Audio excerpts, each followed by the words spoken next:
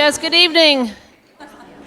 Today is Monday, February 26th. Welcome back from break for those of you who were part of the Darien Public School System. I'm Krista McNamara, the Darien Town Clerk. I'd like to call this meeting to order with 52 of the 5 of the 6 districts reporting. With 52 members present, that constitutes a quorum, and I'll hand it over to Seth Morton.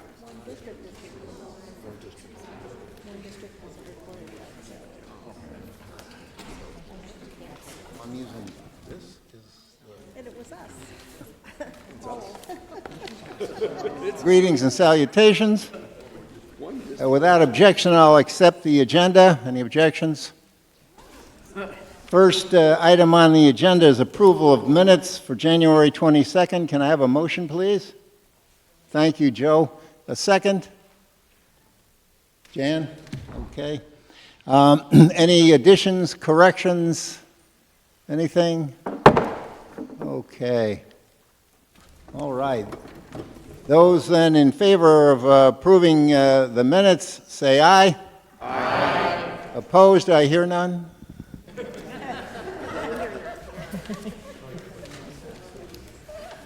Abstentions? Well. Next is voting to place a person on the Board of Ethics. We have one nominee, John Vesey. Could I have a second for John? Second. Okay, multi. Pick one. Okay, since John is the sole nominee, I would just encourage you all, can I have I got my second, so all those in favor of John joining the Board of Ethics, John. Say aye. Aye. Opposed, I hear none. Congratulations, John, and welcome.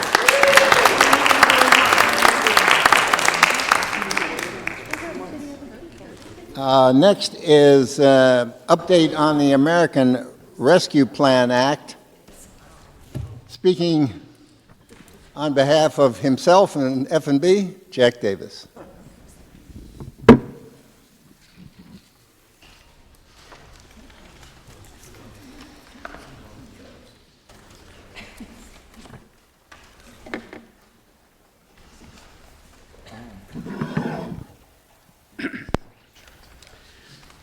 Good evening. I'm Jack Davis, the RTM representative on the ARPA Advisory Committee.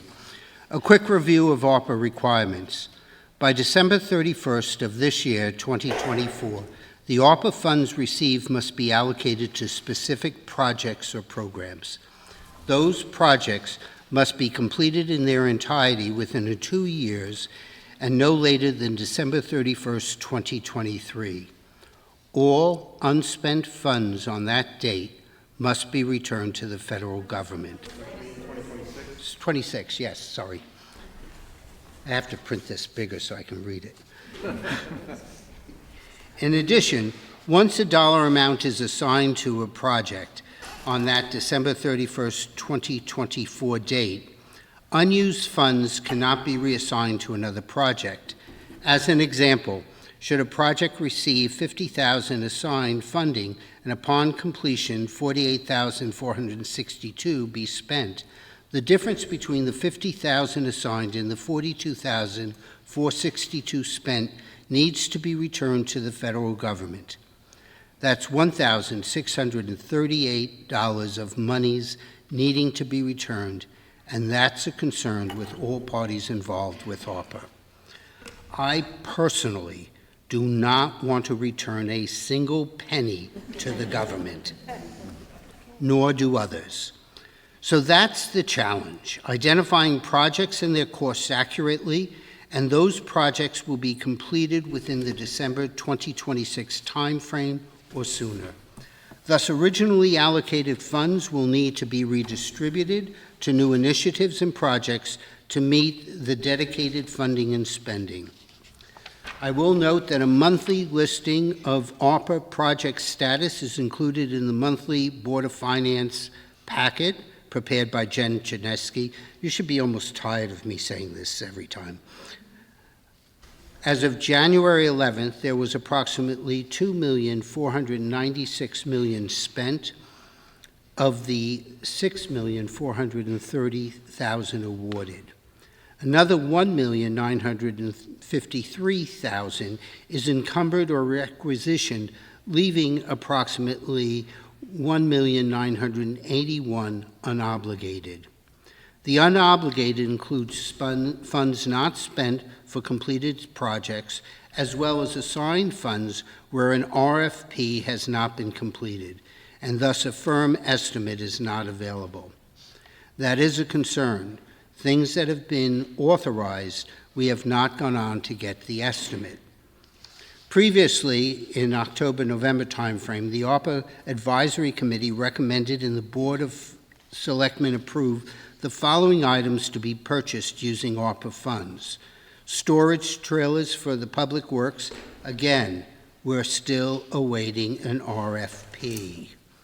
The brush cutter that has been purchased, that for $8,000 was allocated, $7,495,000 was spent. As of the 11th, more was spent later, but it now has a residual value of $29. Again, had we assigned that $8,000 and $29 was left over, and it was after the December date of this year, $29 would have to be returned to the federal government. We did a 500-gallon water tank for Park and Rec. $12,000 was allocated. Over 11.4 was encumbered, leaving about $1,100 available. Also, a street sweeper for Public Works that we took out of last year's budget and was going to go into this year's budget was allocated at that time. The final cost was $377,389.23, leaving $2,600 available to be allocated. During the Board of Selectmen budget, the Board of Selectmen chose to purchase the following capital items with ARPA funds. The town clerk vault at $6,000, police department pistols at $17,500 and change, police department rifles at $6,300 and change, fire marshal truck conversion for $17,000, Park and Rec fixing the cracks at the Cherry Lawn basketball court, which is estimated to be $22,000. Park and Rec install Bakerfield fencing for another $11,000. A Public Works front loader estimated to be $400,000. That totals $479,886. To fund the above, the Board of Selectmen chose to reallocate to cover the above. Closeouts from the Bond Playground of $2,300. The brush cut is $29. The 500-gallon tank, the $1,000 or $1,100. The street sweeper, $2,600. And Old Kings Highway South pipelining for $9,000. The reallocation also following was not able to be used in their original funding and be completed in time, including replacing town signage for $30,000 and a fire marshal vehicle for $7,000. This is one that meant a lot of debate. Based upon the onerous reporting requirements, the following items were reassigned. Food insecurity for $67,000. The town has purchased grocery cards for supermarkets to distribute to families in need, but the residual value is being reallocated as it will not allow for all to be used by December 26. ARPA mental health, $200,000. The reporting requirements would require the organization to comply with ARPA reporting. The reporting would then require the town to audit everything that was spent. If challenged by the government, the town would be required to repay the challenged amount. While the Board of Selectmen definitely supports this initiative, as I'm sure many of us do, ARPA was just not the proper vehicle to fund this type of initiative at this time. The other was ARPA nonprofits for $100,000, which had the same problem. The ARPA Advisory Committee plans to meet this coming week. Hopefully, we'll be able to express the challenges to ensure all monies are spent. We'll keep you posted. Thank you for your time.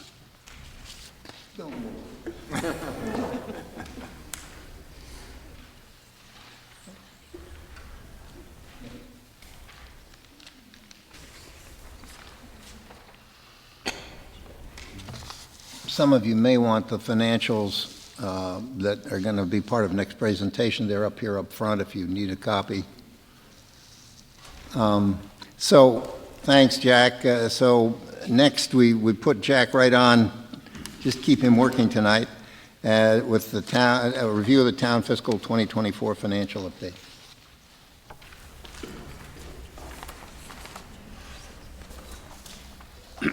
At this time, I'm Jack Davis, District 3 Chair of the Finance and Budget Committee, as opposed to the representative.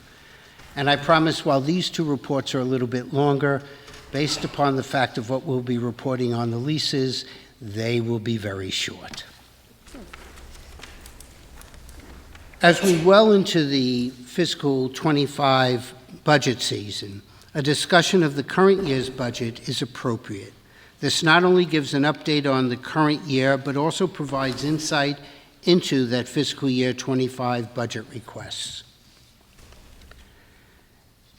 At a high level, the town operating budget is on or close to schedule. Sounds like a train, at least on the operating expenses. However, in the past, the town operating budget has run a surplus, returning monies to the town coffers, which we have used to pay down capital. While the town will again have a surplus this year, it will not be as significant in prior years. Past drivers were predominantly vacancies, primarily in the police department. However, for fiscal 24, such is not the case. My expected surplus on the operating side is less than $400,000. For complete details, as I stated more than one occasion, Cost Center year-to-date is presented each month in the Board of Finance packet. The amounts presented today start on page 17 of the February 13th packet. The debt service payments are a bit behind. If you're looking at it, look at this one, first page. One of the things that they do there, which is a little difficult to do on this sheet, is that they look at the 5-year average. And so Jen provides a 5-year average of what has been spent so we can compare what the 5-year spending is or the 5-year revenue of collection is to where we are in any given year. That highlights whether or not there's something that the Board of Selectmen needs to look at or the Board of Finance or us need to look at. Debt service is trailing a little bit behind the 5-year average for two reasons. Number one, we've been moving payments to April to better coincide with the tax collection periods of July and December, January, as opposed to having everything in the summer. The other reason is the interest on the bond anticipation notes, referred to as bands, is paid annually at the maturity in the April-May timeframe, and we issued bands in association with several projects in Great Island. On the revenue side, my focus is on 3 areas: tax collection, intergovernmental revenues, and investment income. The budget collection rate for taxes is 99.48%.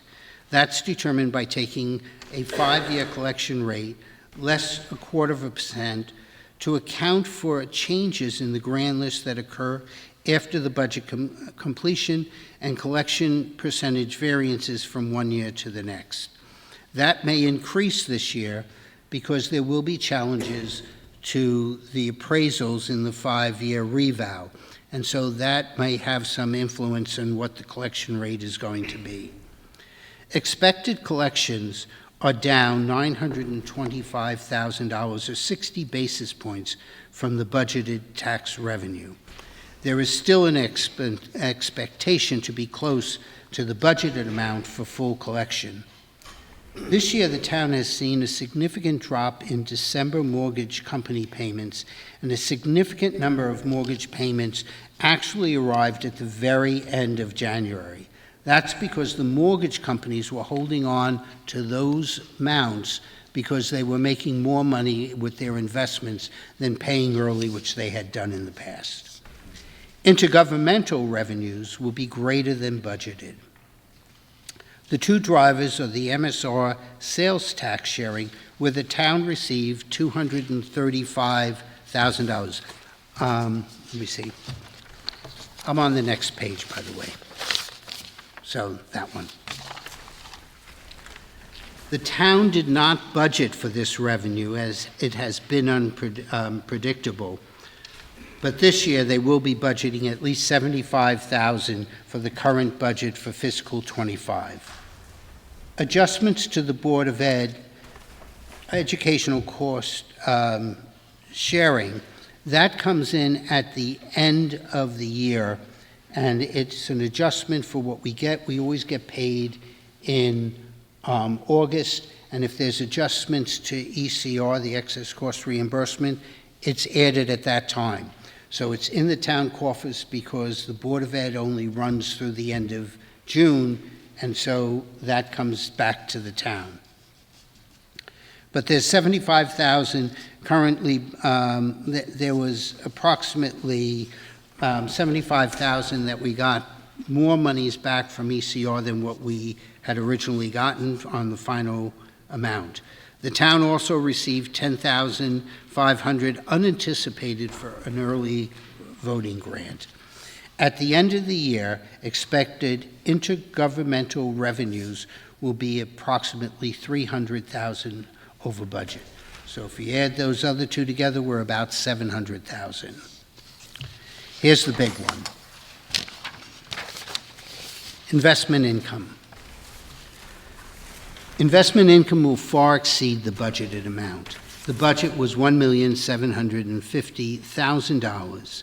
Year to date, with a 1-month lag at the end of the January numbers, the town has already collected $2,760,000, and the year-end revenues are expected to be $4 million. So why are we off? The treasurer has negotiated a sweep account with the town's operating funds that never existed in the prior budget cycle, and it's giving us a really good rate. And we have a lot of money there. The town has more cash than we've ever had in our experience, more than ever before. But those funds should be spent. And so it's not as if these monies are going to be here forever. But some of those numbers, just to give a reflection, is $30 million in unassigned fund balance, between $22 to $23 million of fiscal year '23 bonds and bans for HHR, and the project didn't go, so the money wasn't spent, so it sat in a bank.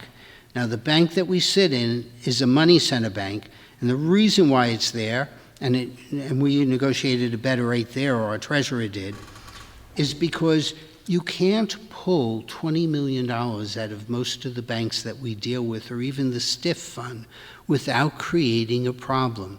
It's in a money center bank because they actually transfer billions of dollars every day. I know, I work for the largest transaction bank in the world with Chase. That's where the money is. There's $2 to $3 million in ARPA funds allocated but not yet spent. There's another $10 million in various funds, including the Reserve Fund for Capital, non-recurring expenditures for projects approved, but either in process or not initiated. And the other reason why we have as much money as we do is that we just collected about $75 million of tax revenues in the December-January timeframe. As all you know, rates are high, including STIF and T-bills. The town has invested $59 million in what they call a ladder approach to meet the cash management. When we talk about a ladder approach, that means that funds will be coming in some in February, some in March, some in April, some in May. And just as a reminder for everyone, teachers still have an option based upon the fact that they used to get checks to get their full summer payment in June. Now, they used to get checks in the old way, and you didn't want the check sitting in a mailbox. Now everything is ACH or direct debit, but that still remains from the old years when checks were issued. So we have to manage to expect that June's going to have a significant payout. The proposed investment for fiscal year 25 approximates $3 million, as not all the favorable things that I just mentioned above are going to be here throughout 2025. And I have to say that our treasurer has done an excellent job this year in generating revenue, and we should be very thankful for that. But we're not an investment bank. We still have to have fiduciary responsibility in what we're spending. Now to the Board of Ed side. As you know, the Board of Finance and the RTM approves a total appropriation. And unlike the Board of Selectmen, sorry, I'm a page behind. We're now on this page, the third one. Unlike a total appropriation, so unlike the Board of Selectmen budget, neither the Board of Finance nor the RTM has line item veto on operating budget. Thus, the original line items are really placeholders. Now, at the end of the year, they're fairly accurate for what they presented when they first present their budget. Over the past several years, sans the COVID situation, the Board of Ed has consistently returned funds to the town coffers at the end of the fiscal year. To reduce overtaxing our constituents, the Board of Ed eliminated a long-standing account known as budget control. Budget control was used as a contingency should an elementary school section break and require a new teacher. But both the Board of Finance, Board of Ed, and the RTM, F&B, and Education, for that matter, concurred with taking this out of the budget. But the commitment that we made was, look, we took away one of your, pardon me for saying it, cookie jars. If you need the money, we'll come back and we'll approve it. You just have to trust us. Well, that situation didn't take long to play out, but not because of the reasons of needing new class sizes. The Board of Ed operating budget has been running a deficit since September, and the deficit started at about $600,000. It's been greatly reduced, but the current year-end January forecast is for approximately $230,000. The situation did not take, the real reason for this is really running in two different areas. The general education budget is now showing, they go to the last page. Oh, it's still on this first one. The general education is running a surplus of approximately $190,000, but special ed is running a deficit of approximately $420,000. There are three main drivers. First, some unanticipated unilateral outplacements of students resulted in a significant increase in outside tuition. If we can't meet the needs of a student in our district, it is the best interest of the student and the school to place them in an environment in a school that meets their needs. Also, special ed is increased need for consultants, adding another $140,000 to meet the needs. We can't always get people in-house on staff to be an OT or a PT, and so we need to use consultants. In addition, I'm going to mention now two changes in Connecticut law that will affect our budgets next year. First, is in the past, kids were redshirted if you had a late birthday. Well, now it's law. You're not allowed to enter kindergarten if your birthday is not on or before August 31st. That's going to have an effect on the budget. The second thing is that they changed what the district's support to certain special ed students to now go up to age 22. And we have some of those adults in our system, and so that will incur some extra costs for us during the year. Each year, and this is the other thing that starts to go on the salaries, each year the Board of Ed estimates turnover, and that it will be able to hire replacements for the staff that left at a lower cost. I'm getting rid of a grade 20, I can bring in somebody at a grade 17, I have some cost savings there. With the teacher shortage and less new teachers entering the marketplace, the Board of Ed has not achieved what it projected for the budget last year with turnover. The original budget was $673,000, of which only $350,000 has been achieved, resulting in a shortfall of approximately $325,000. On the revenue side, that's like the Board of Selectmen operation. They're on it close to the original budget. Again, placeholders. So once we had the new students, they increased the cost of the excess cost reimbursement because it exceeded the 4.5 times of what we get reimbursed.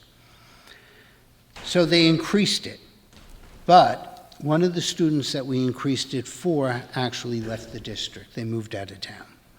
So now there's a shortage in excess cost reimbursement, even though in their budget, it's the revised adjusted budget, even though that amount is still $110,000 over what the original budget that we approved. Not all the news is bad news. As you look down the chart, you'll start to see there's some positive numbers. Salary savings of $220,000, savings from clubs and councils that aren't running, about $67,000. The administration changed the schedule for custodians, that's saving $11,000. Health care for this year is down $75,000 from what was originally estimated, and utilities are down almost $100,000, and unemployment insurance down about $8,500. The administration and Board of Ed are continuing to look at savings without affecting the quality of the education, and I would expect, based upon my conversations with the Board of Ed and the Board of Finance, that they will be coming back to the Board of Finance and the RTM in the April timeframe. I want to thank you for your time. I don't see too many glazed eyes over there from all these numbers. And as I've said in prior meetings, and probably 3 times tonight, Jen Teneski, the Director of Finance, includes an excellent monthly financial statement by area within the Board of Finance packet, and Rich Rudel, the Board of Ed Director of Finance and Operation, prepares an excellent monthly report presented to the Board of Ed Finance Subcommittee and the Board of Ed on a monthly basis. He gets into a lot more detail than I am.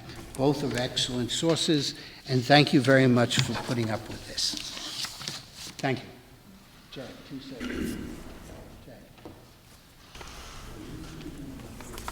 Yes.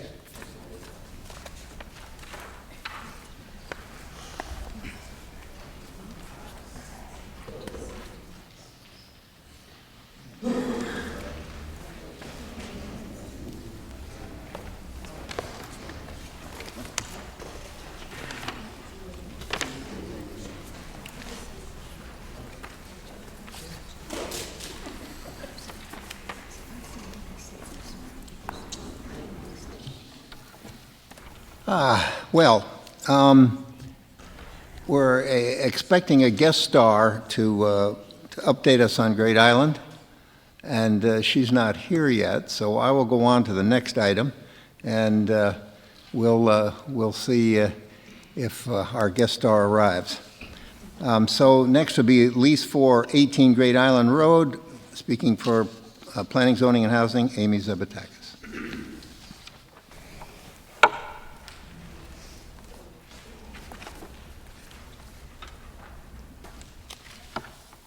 Hi, good evening. Amy Zabatakis, District 5, Chair of the Planning, Zoning, and Housing Committee. I move Resolution 2411, approving the lease of the premise and dwelling area commonly known as 18 Great Island. Do I have a second? Okay. Without objection, I'll waive reading of the resolution. On February 22nd, the Planning, Zoning, and Housing Committee had a special meeting with 8 members of our 14-person committee present, representing a quorum. As a reminder, in July of 2023, the RTM approved 5 residential leases on Great Island. The lease of 18 Great Island, which is what's before us tonight, was not discussed at that time because it had been extended prior to the closing of the purchase by the town, so it was already in effect.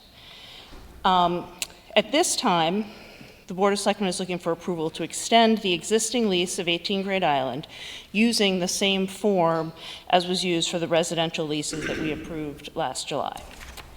The term of the lease of 18 Great Island will be for the period of April 1st, 2024 through July 31st, 2025 for a monthly rent of $9,000. It otherwise contains all of the same terms as were in the leases that we approved in July, having to do with early termination, et cetera.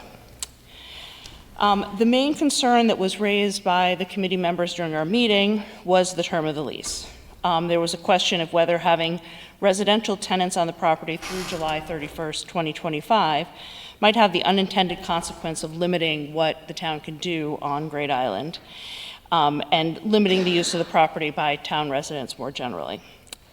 In response to that concern, we did receive a preliminary timeline from the Great Island Advisory Committee demonstrating that the master planning process is likely to be completed, or hopefully to be completed, sometime in the fall of 2025, certainly not before then.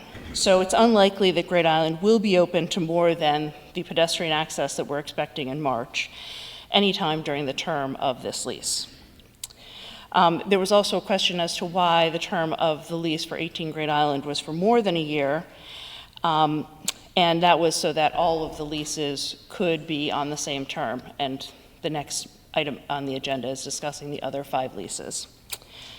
With those answers, our committee voted unanimously in favor of the proposed lease for 18 Great Island and recommends that the rest of the RTM do the same. Thank you, Amy.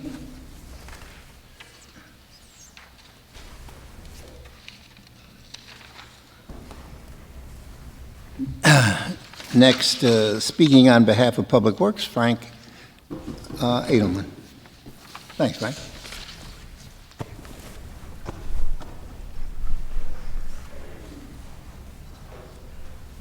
Hi, good evening.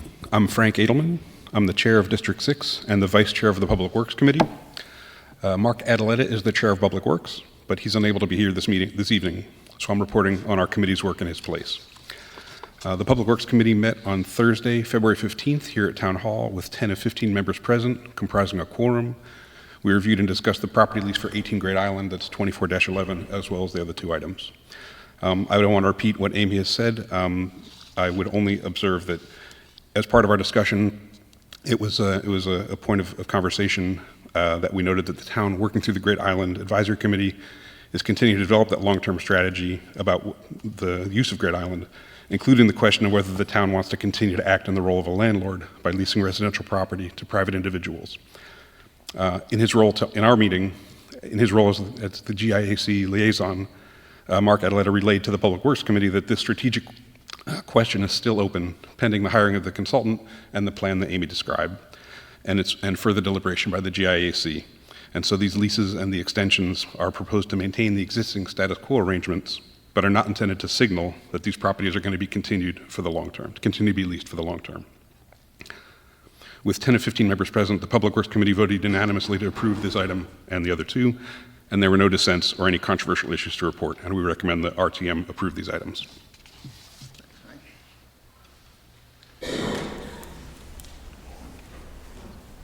Speaking on behalf of F&B, Jack Davis. I told you my reports are getting shorter. I'm Jack Davis, District 3, RTM Finance and Budget Committee Chair. Thank you for those excellent reports. The $9,000 per month yields $108,000 annually. That's about everything that I needed to say. The RTM Finance and Budget Committee unanimously approved this resolution and recommends the same to the full RTM. Thank you.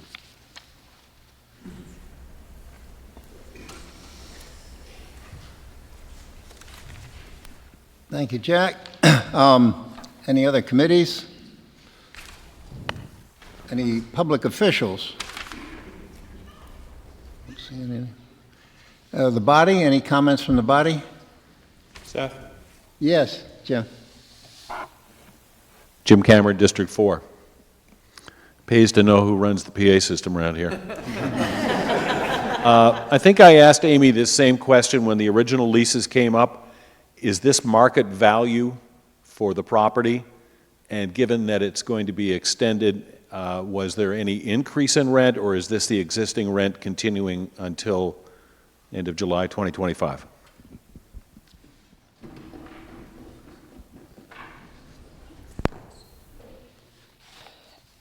Thanks. It's my understanding that there is no increase in the rents for any of these units. The idea, as was stated during the Public Works presentation, is really just to maintain status quo for the time being. To my knowledge, there has not been even a market analysis done. That will be, I'm sure if there's some continuation of leases, that will be part of this master plan. But as of right now, it's just maintaining status quo.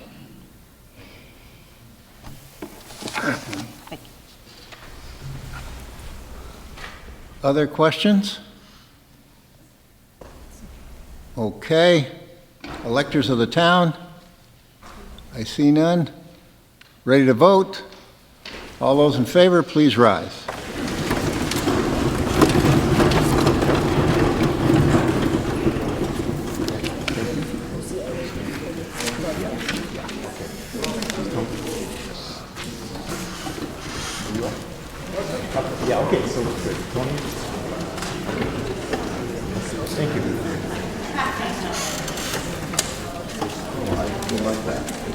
Opposed, please?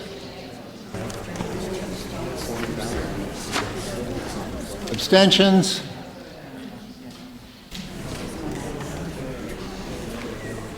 Okay. I think we can move along here.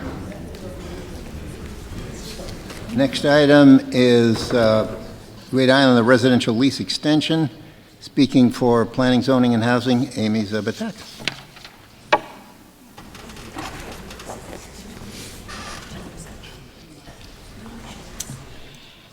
Good evening. Still Amy Zabatakis, District 5, Chair of RTM Planning, Zoning, and Housing. I move Resolution 2412, approving the lease extension agreements for the premises and dwelling areas on Great Island Road. Do I have a second? Thank you. Without objection, I'll waive reading of the resolution. On February 22nd, the Planning, Zoning, and Housing Committee held a special meeting with 8 of our 14-member person committee present, representing a quorum. Again, as a reminder, in July of 2023, the RTM approved 5 residential leases other than 18 Great Island, which we just discussed. Those were 24 Great Island at a rent of $4,800, 40 Great Island at a monthly rent of $7,500, 46A Great Island at a rent of $5,500, 46B Great Island at a rent of $2,000, and 49 Great Island at a rent of $5,500. The proposal in front of us now is to provide a generic extension form to the Board of Selectmen to use for any of the tenants that do wish to extend their lease until July of 2025. It is not known at this time if all of the leases will be renewed. In fact, my understanding is that some of the tenants have already indicated that they will not renew. But this generic renewal form, or generic extension form, will allow each one of those leases to be extended on the exact same terms as the existing lease. As was discussed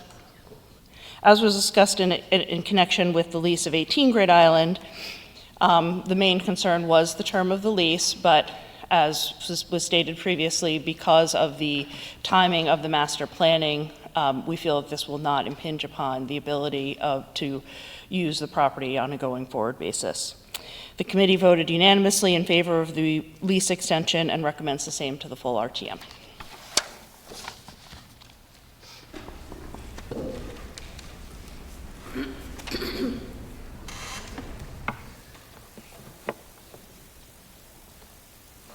Okay, speaking on behalf of Public Works, Frank Edelman.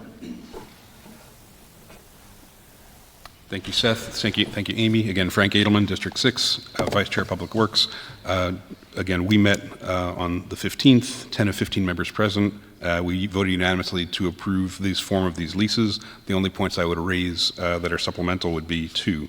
First, regarding all the leases, even though they're nominally for a period of 13 and a half months, both the town as landlord and the tenants individually have the unilateral right to cancel these leases on 90 days' notice. So if there was a reason that we wanted to stop being a landlord for any reason or for no reason, we're allowed to cancel the leases with 90 days notice to the tenants. And then secondarily, just for clarity, the stable building and the related operations are not included in this set of leases. These are only the residential properties. Again, we voted unanimously to approve and recommend the same to the full RTM.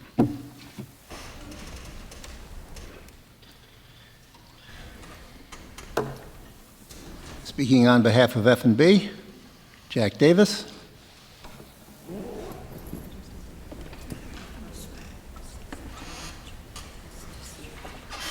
I apologize, this one isn't as short as the last. I'm Jack Davis, District 3, RTM Finance and Budget Chair. Thank you again for the excellent reports. I'm not going to repeat things that have already been stated. This resolution, though, does give the First Selectman the right to execute any of these various leases without coming back to us. By now, you may have heard, received by text, heard of mouth, smoke signal, that the stable and one of the stable apartments will be vacated on March 1st. That will result in a lost revenue of approximately $85,000 from March to June in the Great Island Special Revenue Fund. Remember, we've set up a revenue fund for this island. The stable's rent was $15,000 during the winter and $20,000 during the summer, and the apartment was approximately $5,500 a month. In fact, when we look at the fiscal year 25 budget, there will be a transfer in the Board of Selectmen budget to the Great Island Fund totaling $225,000 to reflect the difference in the revenue from when we first purchased the island. We went through the rents. The total of the 32.3 rent totals about $387,600 annually. The RTM Finance and Budget Committee unanimously approved the resolution and recommends the same to the full RTM. Thank you.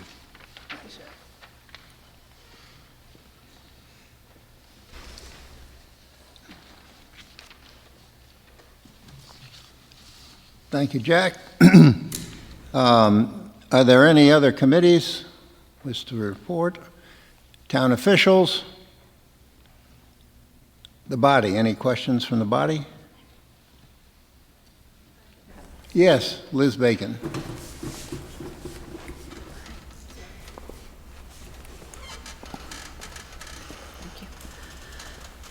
Liz Bacon, District 2. A lot of those apartments and houses are in pretty rough shape. Do we anticipate any required improvements on them while we have tenants in place?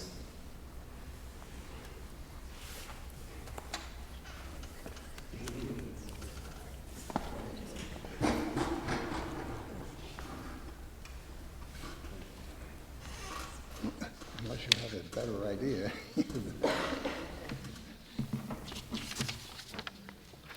Do you know the answer to this?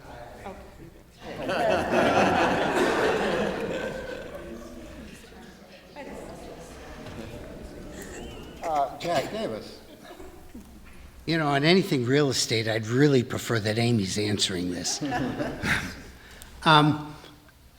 Throughout the course since we've had the property, we have been doing repairs to homes and other properties that's there. If you listen to the GI meetings, you'll hear work that Public Works has been doing there. You know, not just fixing if like a pipe goes or other things like that, but some general repairs going on. And some had been planned based upon when we looked at those housing, what we thought was appropriate. And I suspect that additional repairs will be done over the course. Thanks, Jack. Other questions? Okay, electors of the town? See none? Looks like we're ready to vote. All those in favor, please rise. Thank you. The prior item 2411 passed 65 in favor, 1 no, 1 abstention.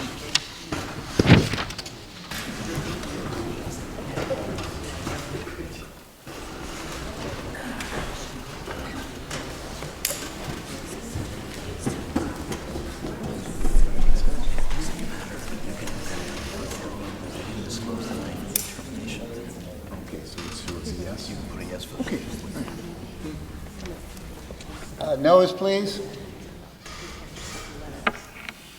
And abstentions. Excuse me.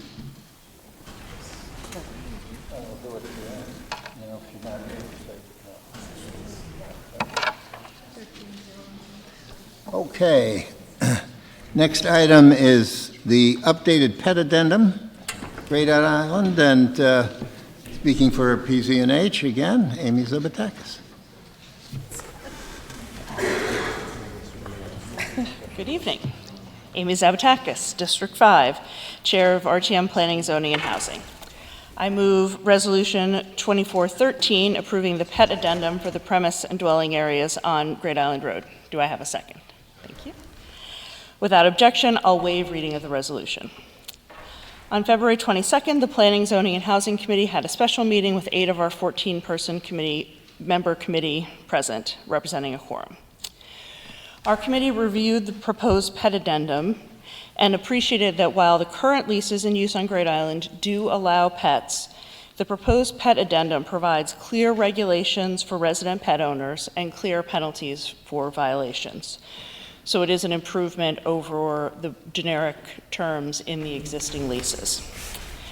The main area of concern expressed by the committee was how this will work when the rules set up by the Great Island Committee for pedestrian use of Great Island prohibits town residents from bringing pets onto the property. The committee would like to use this opportunity to make a recommendation to the Great Island Committee that they clearly delineate in their rules that while town residents are not permitted to bring pets onto the property, there may be pets on the property, which would be the pets owned by the residents that live there. Alternatively, the Great Island Committee may want to reconsider the rule against pets on the property in general. Despite our concerns about that dichotomy, we agreed that the pet addendum was appropriate to have available. And I should say, similar to the lease renewal that we discussed, this is a generic form that can be used as an attachment to any of the existing leases as needed to the extent that there is a pet on the property or owned by the resident. We agree that it's appropriate to have this available for the Board of Selectmen to use in connection with the leases, and we voted unanimously in favor of the pet addendum and recommend the same to the full RTM.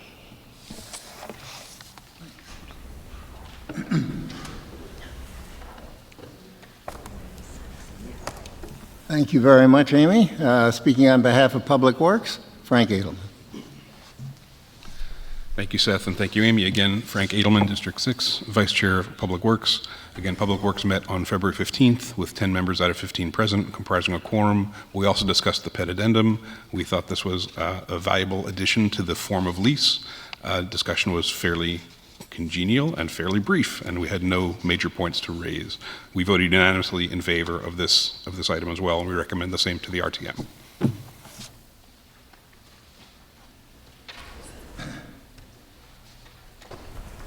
Thank you, Frank. And speaking on behalf of Public Health and Safety, Mac Patrick. No? Nothing to say? They declined. Nothing personal to the item. Any other committees? Okay. Any questions from the body? Any questions from town officials? Don't see any. Looks like we're ready to go. Electors of the town? None? Okay. All in favor, please rise.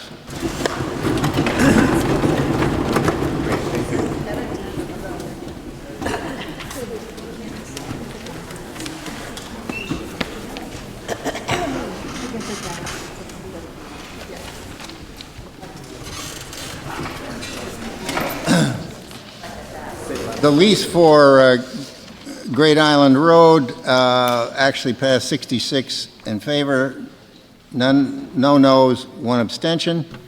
And the residential lease extension, 2412, that passed 66 in favor, no noes, 1 abstention. And while we're going through collecting the votes, a very special person has arrived to brief us on the update on Great Island, former first selectman, former member of this body, and now the head of the committee. Yes? Yeah, they're coming. But in the meantime, I can introduce Monica McNally.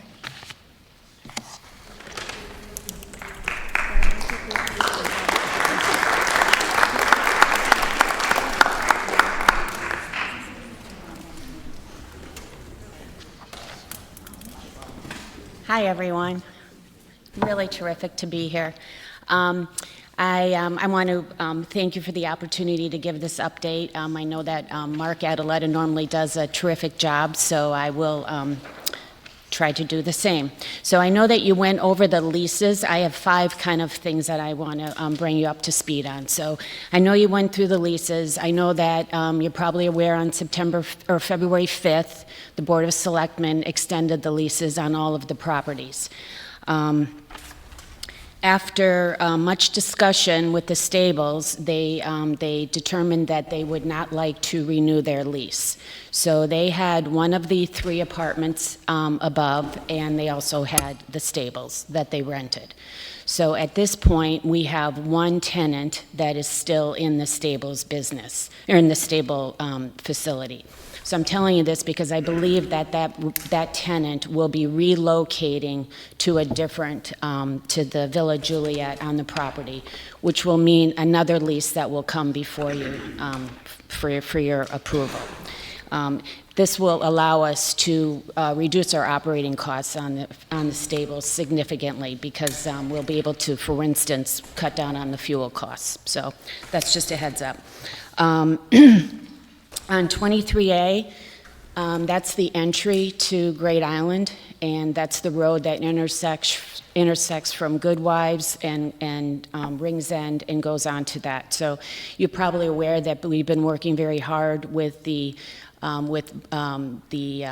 Architectural Review Board, with the Planning and Zoning Commission, and also with the Environmental Protection Commission to get the regulatory approvals to widen this road. So we have done that. I want to thank all of those people for working on this so hard, and also everybody on the Great Island Advisory Committee for their work on this. So this project, I'm really excited to say, we will be opening up the bids on this on April 4th for that project.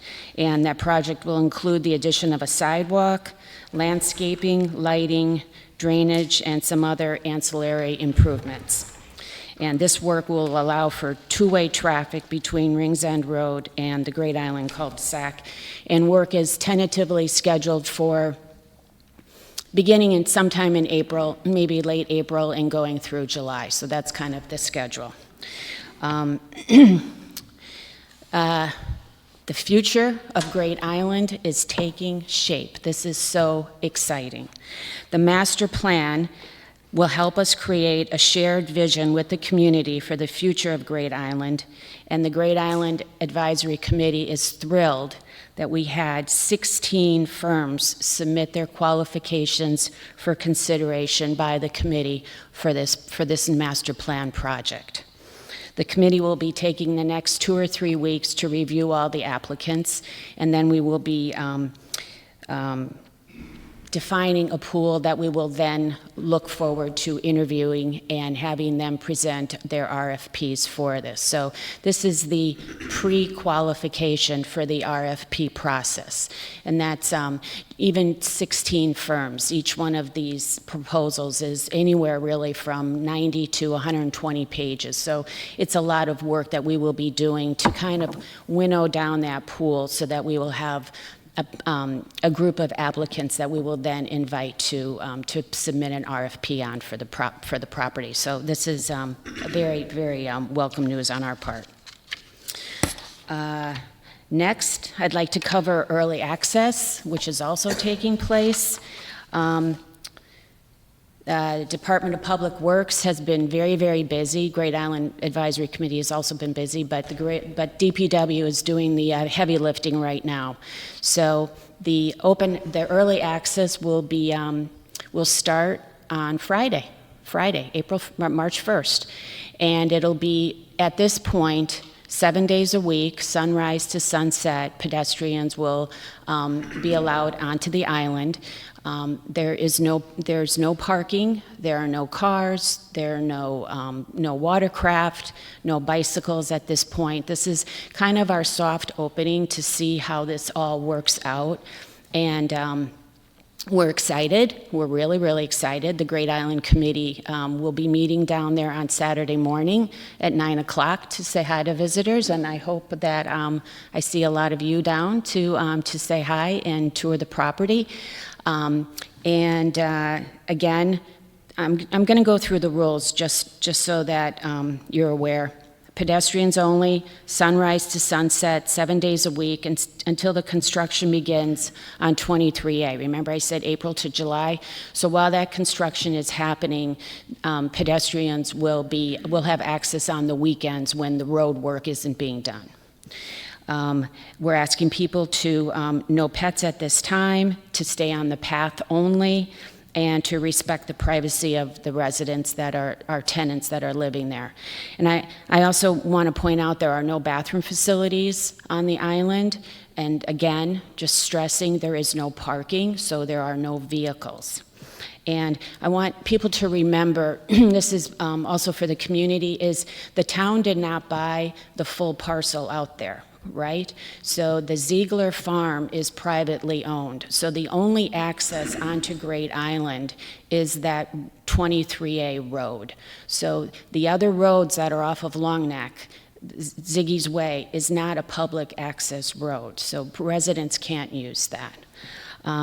There will be 3 really pretty welcome to Great Island signs. So there'll be one at the entry. DPW actually might have it up already, but they'll be putting it up in the next couple of days. And then there will be 2 signs once you get to the cul-de-sac on either side. And they'll have these rules that I just mentioned to you, but there'll also be a QR code there that you can scan with your phone, and that'll give you a detailed map of where you are on the island and what you could be seeing, and also it'll give you the full rules and regulations that we've created. And there'll be I think they order 20 no parking signs, so we'll have no parking signs over on Goodwives, on Long Neck, and on Pear Tree, just to remind people that there's no parking there. We're recommending people, you get your steps in, drive over to Pear Tree, park there at the beach, and walk over, and it'll be a beautiful walk, and I really hope I see a lot of you out there, because I think if when you get out to the island, I know you're the RTM, so you've and if you haven't, if you're a new RTM member and you haven't had a tour, please let me know. I'm happy to take you out. But once you get out there and you walk around the property, I think that you'll have a much better idea of what you want to see happen, what your vision is for this property. And that's where we are. That's this next step that we're coming up on, and we're going to be looking for input from the community in a variety of ways. And the best way for you to have some ideas is if you actually go out there. So I know it's a little bit of a hike, and maybe your friend wants to drop you off at the entrance and you just walk in there, but I encourage you to take a step out, okay? And that's really all I have now, but thank you. And I'll take one question. What's your question? Have you considered putting a bike rack? Have you considered putting a bike rack at the entrance? Sir, would you step to the microphone? Thank you.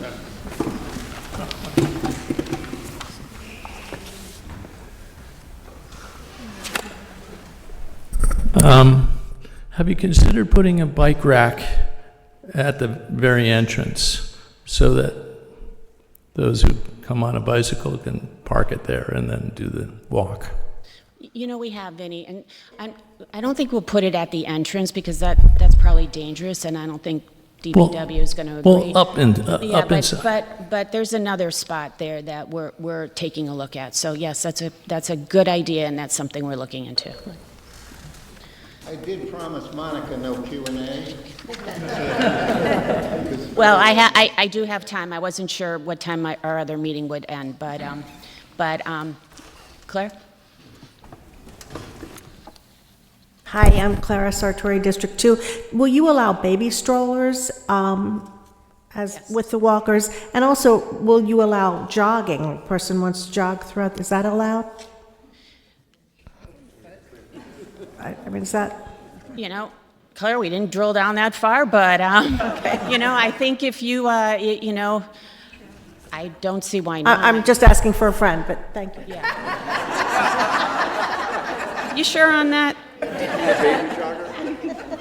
No, yes on strollers, and you know, we're asking you to stay on the pavement. There'll be some, DPW is putting up some, you know, some split rail barricades just to keep people on the property. But remember, this is a soft opening, right? We're just trying to get people out there, and obviously it would be, you know, it would be very easy to wait until the road is finished in July and have a big, you know, ribbon cutting and all of that. But you know, I have this other thought in the back of my mind, and that is that we need all of your ideas, and I want to give you enough time to get out there and check it out yourself. So that's why we're doing this, but that's why we're doing it in a pretty slow and, you know, methodical. But you know, this is a measure twice, cut once kind of thing. So, okay, seeing none, no other questions? Thank you. Thank you.